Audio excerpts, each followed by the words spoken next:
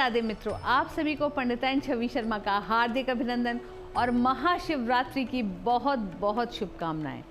सबसे पहले जानते हैं क्या है भगवान शंकर और वास्तुशास्त्र का संबंध, कैसे हुआ वास्तु पुरुष का उद्गम। मत्स्य पुराण के अनुसार अंधकासुर वध के समय भगवान शंकर के माथे से पृथ्वी पर उनके पसीने की बूंदों से एक बहुत ही भीषण और विकराल रूप वाला प्राणी उत्पन्न हुआ। वह गिरे हुए अंधकों का खून पीने लगा और फिर भी जब उसकी भूख शांत न हुई तो भगवान शंकर के सामने घोर तपस्या करने लगा। तब उसकी तपस्या से संतुष्ट होकर भगवान शंकर ने उससे जानना चाहा कि वह अपनी तपस्या के फल में उनसे क्या चाहता है। उसने कहा वह बहुत भूखा है और तीनों लोगों को ग्रस लेना चाहता है, तीनों लोगों को खा जाना चाहता है। वरदान खाली कैसे जाए, इसी के उपाय के चलते सभी देवताओं ने उसे पृथ्वी पर औंधे मुंह गिराया और उसके ऊपर विराजमान हो गए। इसीलिए देवताओं के द्वारा उस पर निवास करने के कारण वह पुरुष वास्तु पुरुष नाम से विख्यात हुआ। तब उस वास्तु पुरुष ने निवेदन किया कि हे देवगण, अगर आप लोग मुझ पर प्रसन्न हो तो आप लोग मुझे दबाएं ना, क्योंकि अगर इस तरह से आप लोग मुझे दबा के रखेंगे तो मैं कब तक जी पाऊंगा, मैं खाऊंगा क्या, मैं करूंगा क्या। तो ब्रह्मा जी ने उसे आश्वस्त किया, उसे आश्वासन दिया कि तुम्हारे आहार का प्रबंध समय समय पर होता रहेगा। जब जब कोई भी मनुष्य वास्तु यज्ञ करेगा तो उस यज्ञ में दी जाने वाली आहुति ही तुम्हारा आहार होगी। देवताओं की आज्ञा को वास्तु पुरुष ने खुशी खुशी स्वीकारा और तब से आज तक यही परंपरा, यही मान्यता चली आई है कि जब जब कहीं भी कोई नया कंस्ट्रक्शन होता है तो बिना वास्तु पूजन के पूरा नहीं माना जाता। शास्त्रों के अनुसार जब हम अपने घर में किसी तरह का कोई रेनोवेशन करते हैं तब भी हमें वास्तु पूजन या वास्तु यज्ञ करना चाहिए। भगवान शिव ईशान के अधिपति देव हैं। ईशान यानी वह स्थान जहां वास्तु पुरुष का सिर यानी हेड माना गया है।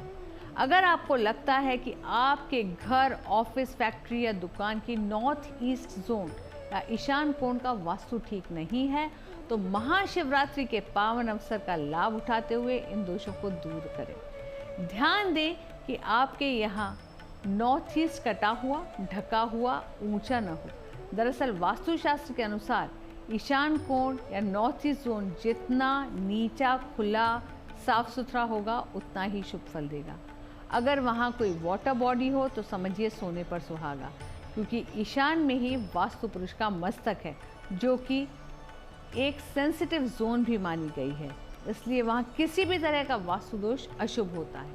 इसलिए अपने भवन के इस भाग को ना ही तो बंद रखें और ना ही अग्नि को वहाँ स्थान दें, ना वहाँ शौचालय बनाएं, ना लिफ्ट लगाएं। ये स्थान पूजा पाठ, यौगिक क्रियाओं और एजुकेशन के लिए ही सर्वोत्तम माना गया है। सबसे पहले जानते हैं कटे हुए नॉर्थ ईस्ट कॉर्नर के लिए महाशिवरात्रि वाले दिन किए जाने वाले खास उपाय। अगर आपके घर का नॉर्थ ईस्ट कॉर्नर कटा हुआ है तो महाशिवरात्रि के दिन आप पहले अपने भवन के कटे हुए ईशान कोण में 6-6 इंच के 2 हल्दी के स्वस्तिक बनाकर छोड़ दें। फिर आने वाले समय में आप उसी स्थान पर आईने लगवाएं।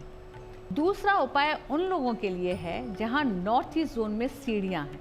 अगर आपके यहाँ भी नॉर्थ ईस्ट जोन में सीढ़ियां हैं तो इस महाशिवरात्रि पर शिवलिंग पूजन के बाद जलधारी से अभिषेक का जल लेकर दूरवा से नॉर्थ ईस्ट में स्थित अपने घर की सीढ़ियों पर ऊपर से नीचे तक छिड़कें और उसके बाद सीढ़ियों पर चंदन से एक 5 इंच का स्वस्तिक बना दें। दोष कम हो जाएगा।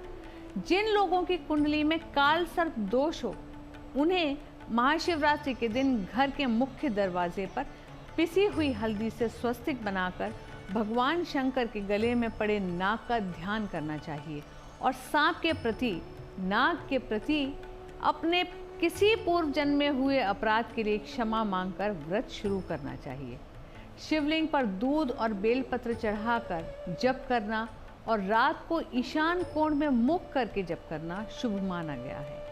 पूजन के साथ साथ यथाशक्ति जैसी आपकी कैपेबिलिटी हो, जैसा आप अफोर्ड कर सकें, उसके अनुसार सोने, चांदी या तांबे से बना सर्पों का जोड़ा शिव जी पर अर्पित करें।